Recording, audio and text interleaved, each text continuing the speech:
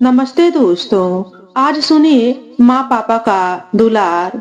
विनीता ने अक्कू के लिए बनाए स्वेटर के हर फंदे के ऊन में अपना स्नेह दुलार बुना था। उसके जन्मदिन तक बुनकर तैयार स्वेटर पहनकर अक्कू दोस्तों के पास चला गया तो पीछे से घर में विनीता, दादी, पापा सब इंतजार में थे कि अक्कू स्वेटर की कितनी तारीफ बटोर कर लाएगा।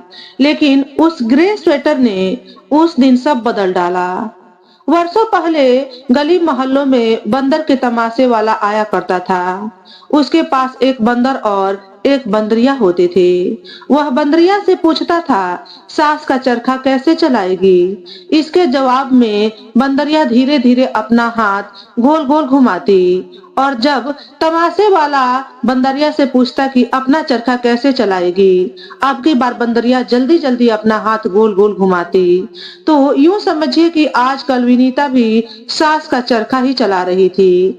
बल्कि सास तो अब रही नहीं थी, तो कह सकते हैं कि नियति का चरखा चला रही थी धीरे धीरे। विनीता का सब काम अब धीरे धीरे ही होता था। सुबह आलस के साथ उठना, फिर फिर मानो दिन भर कुछ नहीं करना, क्योंकि हर काम के लिए नौकर चाकर थे। बस एक काम जो वह बहुत उत्साह से करती थी, वह था रात को आकाश के फोन का इंतजार। आकाश विनीता और शेखर का बेटा पिछले कई वर्षों से अमेरिका में रह रहा है। वहाँ अच्छी नौकरी है और खूब पैसे भी घर भेजता था। दरअसल विनीता और शेखर के घर के ये ठाट बाट, ये नौकर चाकर आदि सब आकाश के भेजे हुए पैसों से ही संभव हुआ। वरना पहले तो ये ठाट बाट तो दूर, घर का खर्च भी मुश्किल से ही चल पाता था। जब विनीता शादी होकर आई थी तो घर में थे कुल 3 प्राणी, शेखर, जानकी जी यानी शेखर की माता जी और विनीता। 1 साल बाद ही आकाश आ गया था। इन सब का भरण पोषण करने के लिए थी शेखर की छोटी सी सरकारी नौकरी, यानी उसकी छोटी सी पगार। उसी छोटी सी पगार में घर का सारा खर्च चलाना होता था। आकाश की स्कूल की फीस, सास की दवाएं, घर का सौदा, तीज त्योहार पर नंदों को बुलाना चलाना और आम घरों के आम खर्चे। शेखर की छोटी पगार को बढ़ाने के लिए विनीता सारा दिन खटती रहती। घर में तरह तरह के अचार, मुरब्बे, चटनियां बनाती। चाय के साथ नाश्ते के लिए तरह तरह की नमकीन बनाती। घर में पर्दे, तकिए, कुशन के कवर सिलती। सास के और अपने कपड़े भी सिलती, यानी घर में मेड का तो सवाल ही नहीं। आम घरों में जो काम बाहर होते हैं, वे सब भी घर में ही करती थी विनीता। पैसे बचाने के लिए इसके अलावा भी विनीता काफी मेहनत करती। जैसे वीकली बाजार घर से पैदल जाती और आती, और वहां से हफ्ते भर के लिए सस्ती सब्जियां ले आती। सर्दी में सस्ती मेथी तोड़कर सुखा लेती। जब आलू सस्ता होता तो घर पर ही आलू के चिप्स काट कर सुखा लेती। चावल की चकरी बनाती। तरह तरह की मिठाइयाँ भी घर पर ही बनाती। घर के लिए विनीता का यह समर्पण देखकर जानकी जी कहते न थकती थी, अरे हमारी बहू तो सोना है सोना। इसके पैर में तो जैसे स्प्रिंग लगे हैं। उफ, कितना उत्साह है इसमें, किसी की नजर न लगे। विनीता मुस्कुराकर कह देती, माँ जी आप भी तो सारा दिन मेरे साथ लगी रहती हैं। स्प्रिंग तो जैसे आपके पैरों में भी लगे हैं। देखते ही देखते समय बीतता गया और आकाश 15 साल का हो गया। इन 15 सालों के उसके दिन किसी आम बच्चे की तरह ही गुजरे। बाकी हम उम्र बच्चों की तरह ही स्कूल जाता, पढ़ाई करता और शाम को दोस्तों के साथ खेलने जाता था।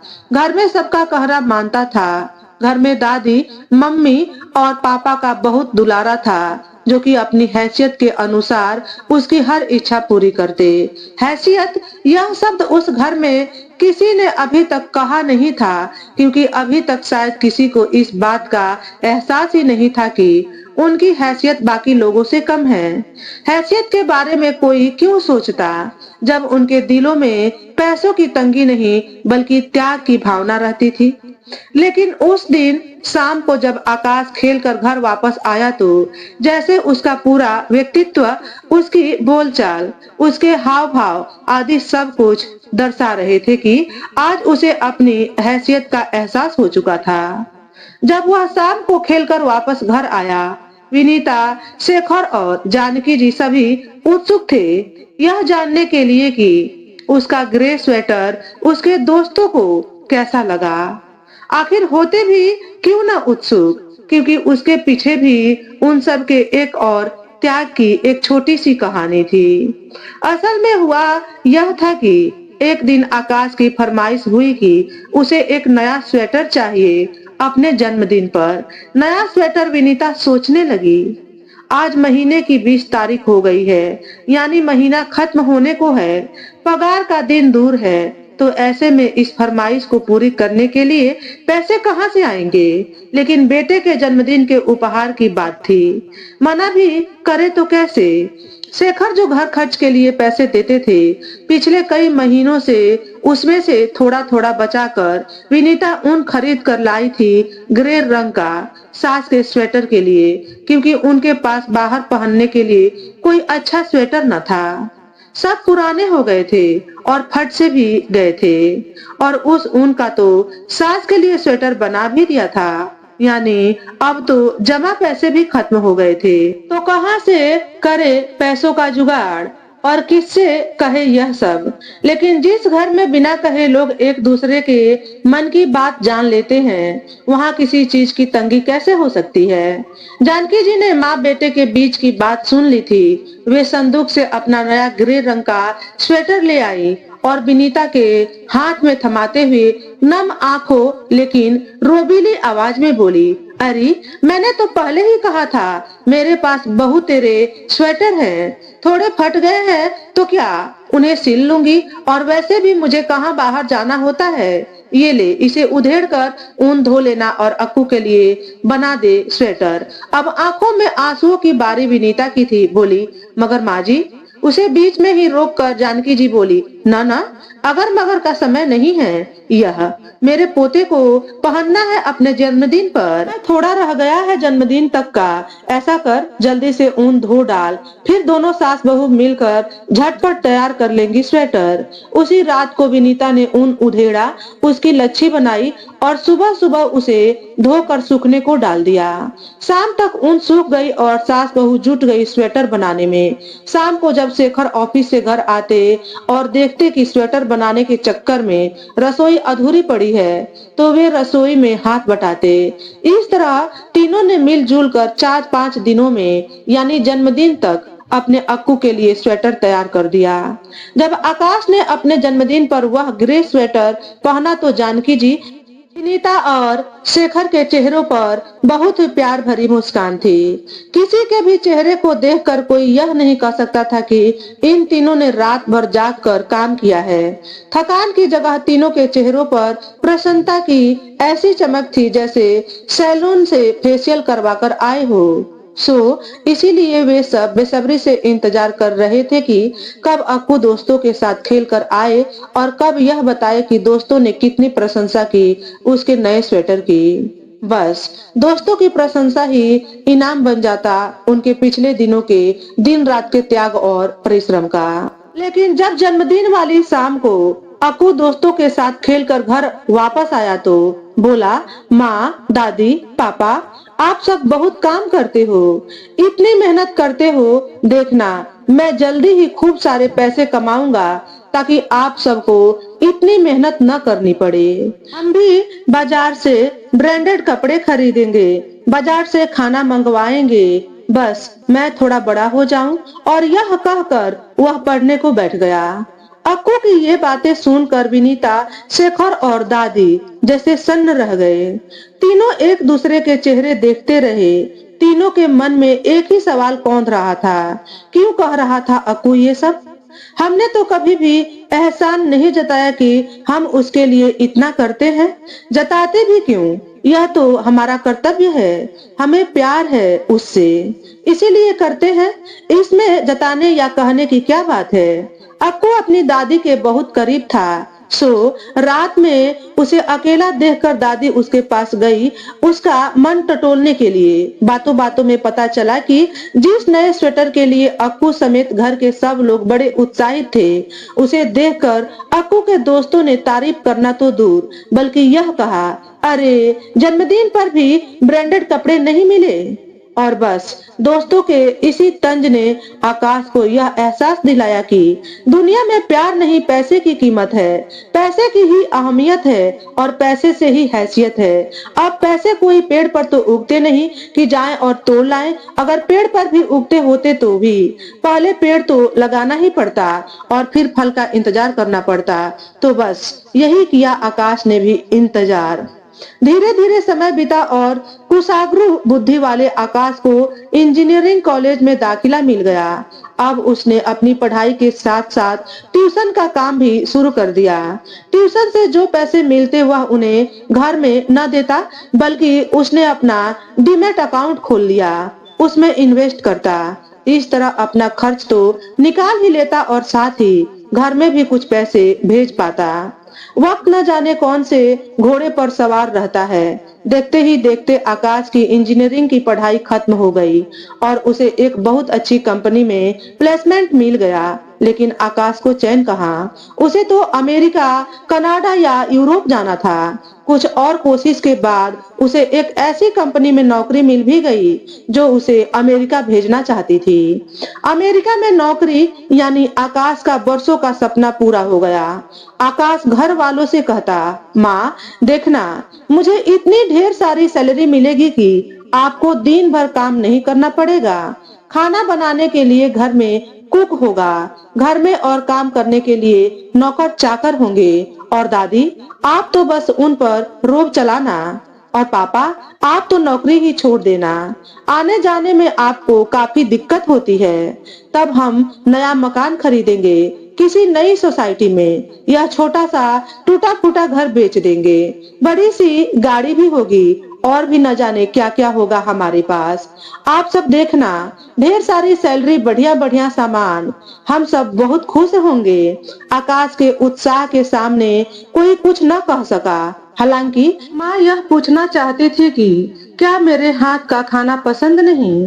दादी यह पूछना चाहती थी कि तेरे दादाजी के बनाए हुए इस मकान में क्या खराबी है। और पापा यह पूछना चाहते थे कि अगर मैं अभी से ही नौकरी छोड़ दूंगा तो घर पर बैठकर करूंगा क्या।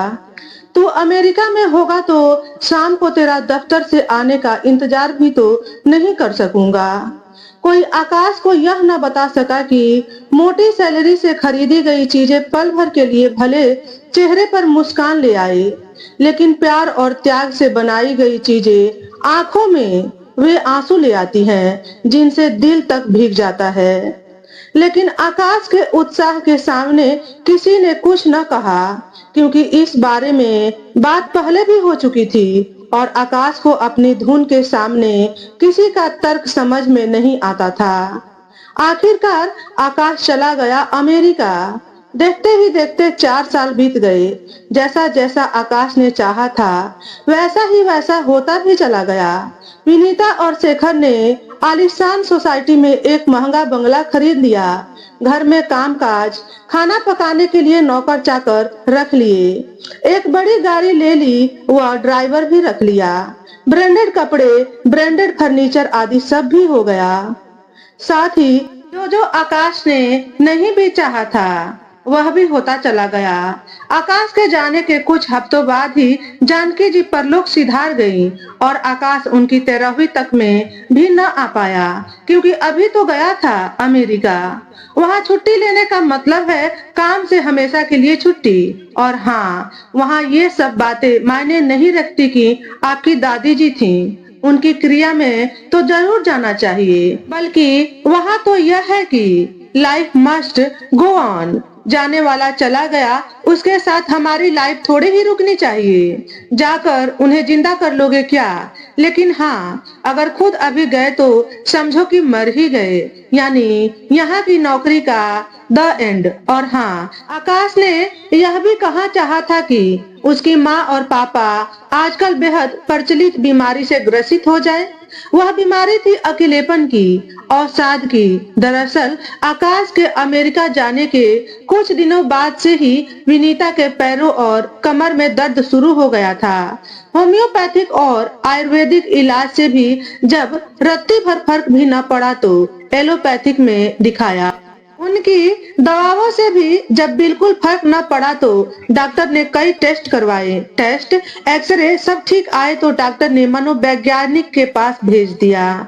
सरकारी अस्पताल में मनोवैज्ञानिक ने पहले विनीता से बात की, फिर शेखर को भी बुलाया और सामने यह आया कि दोनों ही अकेलेपन और अवसाद से जूझ रहे हैं। जिस दिन आकाश को यह पता चला था कि दोनों अकेलेपन और अवसाद के शिकार हैं, उस दिन उसने उन दोनों को बहुत डांटा। यह डिप्रेशन क्या होता है, यह अकेलेपन क्या होता है। आज आप लोगों के पास सब कुछ है, गाड़ी है, बंगला है, पैसा है, किसी से उधार मांगने की जरूरत नहीं है कि आज मेरे बेटे की स्कूल की फीस भरनी है तो उधार दे दो, अगले महीने पगार मिलते ही वापस कर दूंगा। किसी चीज की कमी नहीं है, इतना कुछ है। अब अपने पास तो आप लोग डिप्रेशन लेकर बैठ गए हो। अरे एंजॉय करो लाइफ, जरा सोचो ना। डिप्रेशन तो तब होना चाहिए था जब हम लोगों के पास कम पैसे थे। खैर, मैं बेस्ट मनोवैज्ञानिक का पता करता हूँ, अब उसे ही दिखाना। और आकाश के बताने पर विनीता और शेखर एक और नई शहर के द बेस्ट मनोवैज्ञानिक डॉक्टर राधिका के पास गए। काउंसलिंग सेशन के दौरान डॉक्टर राधिका ने उनसे पूछा, तो घर के सारे काम के लिए नौकर है, तो क्या हमेशा से ही ऐसा ही था? विनीता झट से बोली, नहीं डॉक्टर साहब, पहले तो मैं घर के सारे काम करती थी, शायद एक आम हाउसवाइफ से भी कहीं ज्यादा। घर में खाना पकाना, घर की साफ सफाई, अचार, बढ़िया पापड़ बनाना, कपड़े सिलना, स्वेटर बुनना वगैरह। मनोवैज्ञानिक ने पूछा, तो अब क्यों नहीं करती आप ये सब? विनीता थोड़ा शांत दिखाती हुई बोली, असल में बेटा अमेरिका में है ना, बहुत अच्छी पगार मिलती है उसे, तो वह ही हिदायत करता रहता कि जिंदगी भर बहुत काम किया, अब आराम करो। हम दोनों का यहाँ के घर का सारा खर्च उठाता है हमारा बेटा। यह कहते कहते विनीता का गला भर आया, वह चुप हो गई। डॉक्टर राधिका ने आगे कहा, और शायद आप कुछ और भी कहना चाहती हैं, बेझिझक कहिए। यहाँ कोई आपको सही या गलत नहीं ठहरा रहा, कोई आपको कमजोर या साहसी होने की उपाधि नहीं दे रहा। जो मन में है वह कह दीजिए। यह सुनकर तो जैसे विनीता की आंखों से आंसू छलक पड़े। कुछ कहना चाहा पर जुबान ने साथ न दिया। डॉक्टर राधिका ने एक गिलास पानी दिया। पानी पीकर कुछ हिम्मत जुटाकर तो जैसे विनीता ने अपना मन ही खोलकर रख दिया। किसके लिए बनाऊं सब? बेटे के विदेश जाने के साथ जैसे सब कुछ खत्म सा हो गया, सब कुछ खाली खाली सा, बेमानी सा लगने लगा है। लगता है जैसे अभी अक्कू कहीं से आएगा और मेरी साड़ी का पल्ला खींचते हुए बोलेगा, माँ आज तो तेरे हाथों की कढ़ी खाने का मन है, या फिर मेरा जन्मदिन आने वाला है, मुझे एक नया स्वेटर बना देना। और पता है, एक बार उसकी फरमाइश पर हम सब ने मिलकर 4-5 दिनों में उसके जन्मदिन पर उसके लिए एक स्वेटर बनाया भी था। विनीता की आंखें जैसे उन बीते दिनों को सजीव देख रही थी। हवा में देखती हुई वे बोली, उफ, कितने खुश थे उस दिन हम सब जब अक्कू ने मेरा बनाया वह स्वेटर पहना था। अभी तक संभाल कर रखा है मैंने वह स्वेटर। डॉक्टर राधिका बड़े ही गौर से विनीता को देख रही थी। विनीता की बातें सुनकर, उनके चेहरे के भाव देखकर डॉक्टर राधिका विनीता को समझने की कोशिश कर रही थी। ये सब देखते समझते हुए ही डॉक्टर राधिका बोली, विनीता जी, आज की कंसल्टेशन का 1 घंटा तो खत्म होने को आया, लेकिन आपकी खुशियां हम खत्म नहीं होने देंगे। आपकी अगली कंसल्टेशन अगले हफ्ते है। बस उससे पहले आपको करना यह है कि अपने बेटे से कहिए कि एक बार मुझे फोन कर ले। डॉक्टर राधिका के क्लिनिक से बाहर निकलने के बाद विनीता और शेखर दोनों को ही यह लगा कि अन्य मनोवैज्ञानिकों की तरह इसने न तो यह कहा कि दोस्तों से मिलो, न यह कहा कि लाफ्टर क्लब ज्वाइन कर लो, वगैरह वगैरह। विनीता शेखर से बोली, इनकी तो अजीब ही फरमाइश निकली, बेटे से फोन करवा दो। अरे हमारा अक्कू कोई खाली बैठा है क्या? इस बार शेखर बोले, ओहो, तो इसमें हर्ज भी क्या है? रात को जब अक्कू का फोन आया तो उसने भी शेखर की बात को ही जैसे आगे बढ़ाते हुए कहा, अरे इधर रात थी तो क्या, आप लोग मुझे तभी बता देते तो मैं उसी वक्त बात कर लेता। कोई बात नहीं, आज रात को कर लूंगा बात।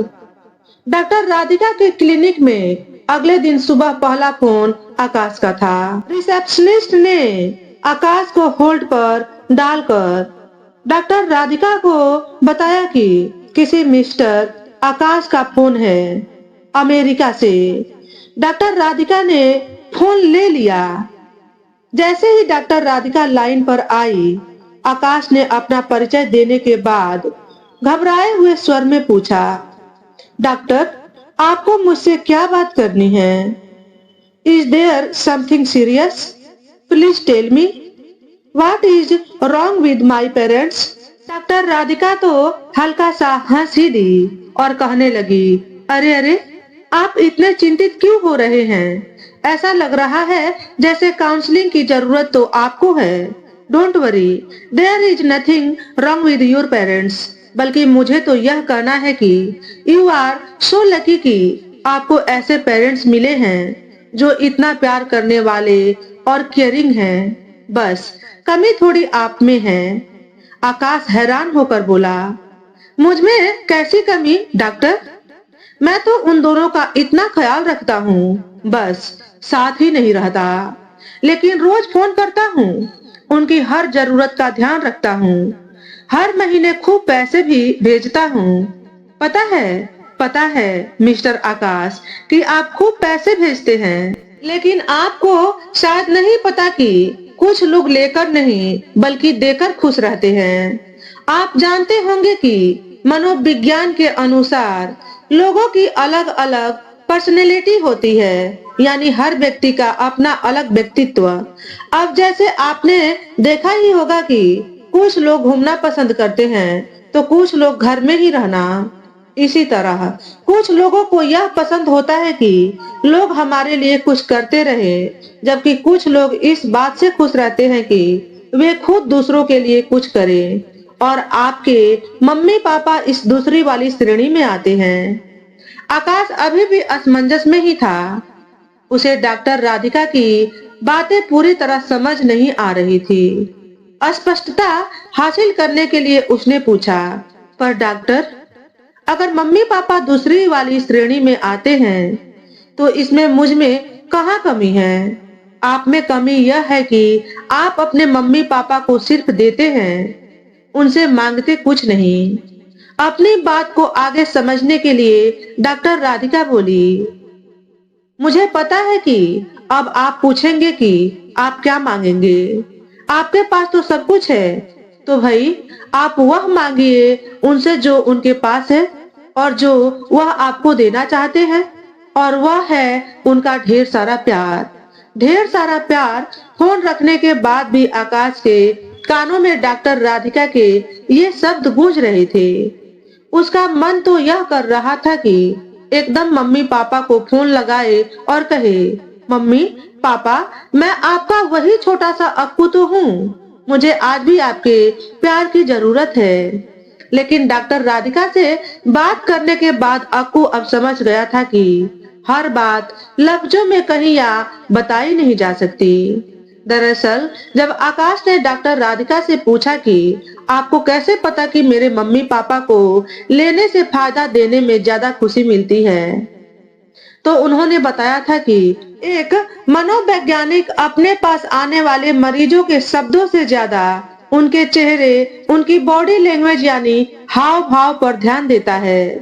जब विनीता जी यह बता रही थी कि उनका बेटा उन्हें खूब सारे पैसे भेजता है, तो उनके चेहरे पर गर्व था। लेकिन जब वे यह कह रही थी कि उफ, कितने खुश थे उस दिन हम सब, जब अक्कू ने वह मेरा बनाया स्वेटर पहना था, अभी तक संभाल कर रखा है मैंने वह स्वेटर, तो उस समय तो जैसे उनके रोम रोम से खुशी टपक रही थी।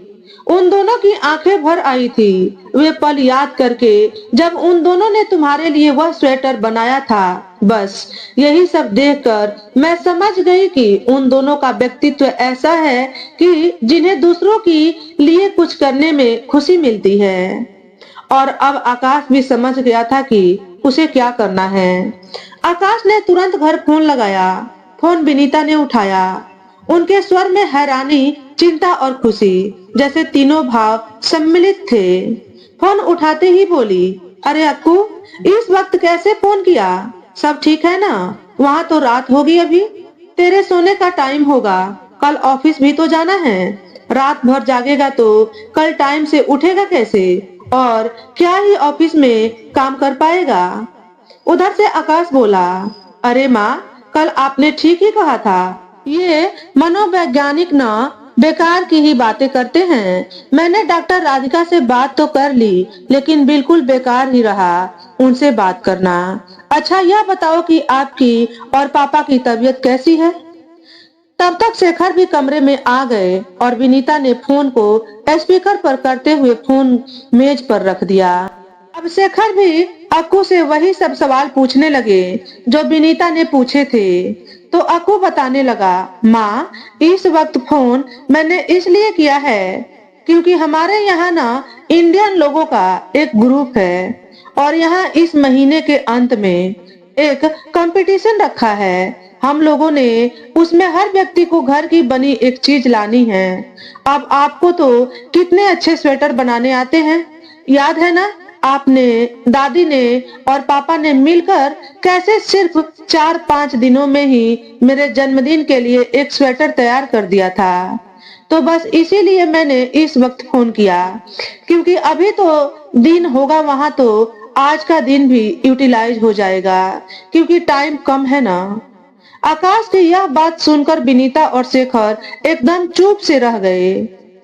वे दोनों बस एक दूसरे को देखते ही रह गए। दोनों के मन में शायद एक ही बात आई, हमारे बेटे को हमसे कुछ चाहिए। वाह, क्या हम अभी भी इस काबिल हैं कि अपने बेटे के लिए कुछ कर सके? अपने माता पिता की चुप्पी सुनकर आकाश समझ गया कि जो डॉक्टर राधिका ने कहा था वह ठीक था।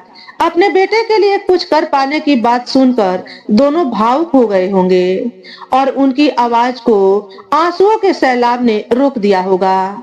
अपने खुद के रूंधे गले से किसी तरह आवाज निकालकर आकाश ने पूछा, माँ, बना दोगी ना मेरे लिए स्वेटर? शेखर की आवाज आई, बेटा, किस रंग का चाहिए? रंग बताने के बाद अक्कू ने गुड नाइट कहकर फोन रख दिया और सोचने लगा। सोने जाने से पहले डॉक्टर राधिका से पूछ तो लूं कि उन्हें मेरी भेजी हुई फीस मिल गई, और उनका धन्यवाद भी कर दूं कि उनकी बताई तरकीब शायद कामयाब साबित हो रही है। इधर विनीता और शेखर जल्दी से तैयार होकर बाजार गए। ग्रे रंग की बढ़िया ऊन लेकर आए। विनीता ने जल्दी से फंदे डाले और विनीता बॉर्डर बुनने में लग गई, और शेखर नेट पर कोई अच्छी सी डिजाइन ढूंढने में लग गए। जब रात को आकाश का फोन आया तो विनीता ने बड़ी उत्साह भरी आवाज में कहा, वीडियो कॉल करो ना। और वीडियो पर विनीता और शेखर ने अपने अक्कू को दिखाया, देख, एक दिन में तेरा स्वेटर कितना सारा बन गया। आगे और पीछे के पल्लों के पूरे बॉर्डर बस बनने ही वाले हैं। आकाश को अपने लैपटॉप पर अपने मम्मी पापा दिख रहे थे, बेहद खुश, बेहद उत्साहित। इतना खुश उसने अपने मम्मी पापा को बरसों से नहीं देखा था। मम्मी हाथ में थोड़ा बुना स्वेटर लिए हुए थी और पापा उनका गोला पकड़े हुए थे। वह तस्वीर आकाश ने अपने फोन से क्लिक कर ली अगली रात को जब आकाश ने फोन किया तो आज उसकी आवाज में बेहद उत्साह था। फोन लगाते ही बोला, पता है जो कल मैंने आप लोगों की तस्वीर खींची थी स्वेटर बुनते हुए, वह मैंने सोशल मीडिया पर डाल दी थी और उसके नीचे लिख दिया था माँ पापा का दुलार है। सात समंदर पार से, आप जानते हैं, वह बहुत ही वायरल हो गई और सब लोगों ने बहुत ही इमोशनल कमेंट्स भेजे हैं। कोई लिखता है वाओ मम्मी पापा हो तो ऐसे, और किसी ने लिखा है किलोमीटरों की दूरियां कुछ भी नहीं है अगर दिल से किसी के नजदीक हो तो। यह सुनकर शेखर बोले, तू रहेगा एकदम शरारती का शरारती ही। और विनीता बोली, अरे पहले बता देता तो मैं बढ़िया साड़ी पहन लेती। वैसे आकाश खुद भी हैरान था कि सोशल मीडिया पर उस तस्वीर को इतने लाइक्स मिले। इसी तरह दिन बीतते गए। आकाश सोशल मीडिया पर रोज नए कपड़ों में विनीता और शेखर की और बड़े स्वेटर के साथ तस्वीर डालता। रोज और लाइक्स मिलते और रोज विनीता, शेखर और आकाश की बातों में एक नया रंग आने लगा। उल्लास का रंग, उमंग का रंग। इन सब से भी एक बड़ी बात, एक चीज कम होने लगी और वह था विनीता का कमर और पैरों का दर्द। बिना दवा के, बिना मसाज के और बिना काउंसलिंग के अब विनीता के दर्द काफी कम हो गए थे। आकाश जब पूछता दर्द के बारे में तो विनीता कहती, अरे लगता है मौसम की वजह से हो गए थे, अब तो न के बराबर ही हैं। और आखिरकार वह दिन आ ही गया जब विनीता और शेखर की मेहनतों से चंद ही दिनों में तैयार किया गया स्वेटर सात समंदर पार आकाश के पास पहुंच गया।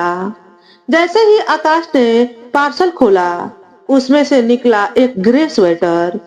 उसके मम्मी पापा के प्यार और दुलार की जीती जागती निशानी। कंपटीशन से एक दिन पहले ही मिल गया था उसे घर की बनाई चीज, यानी वह ग्रे स्वेटर।